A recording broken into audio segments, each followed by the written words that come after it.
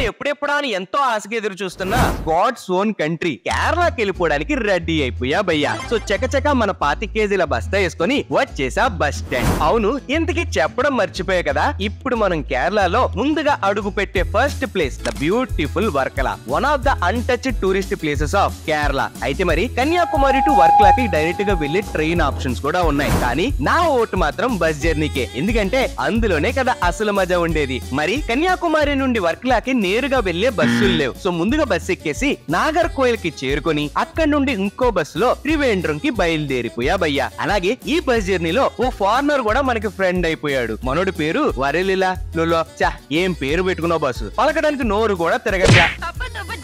ఇదేదో అలానే ఉందిలేండి. సో అలా మనోడితో మాట్లాడుతూ మనం ఇప్పుడు వచ్చేసాం త్రివేంద్రం, అదేనండి తిరువనంతపురం. అయితే మరి మిగతా కథ ఏంటో తెలుసుకోవడానికి ఇప్పుడే మన ఛానల్ ని సబ్స్క్రైబ్ చేసుకొని వచ్చేయండి. రేపు మళ్ళీ ఇదే టైం కి.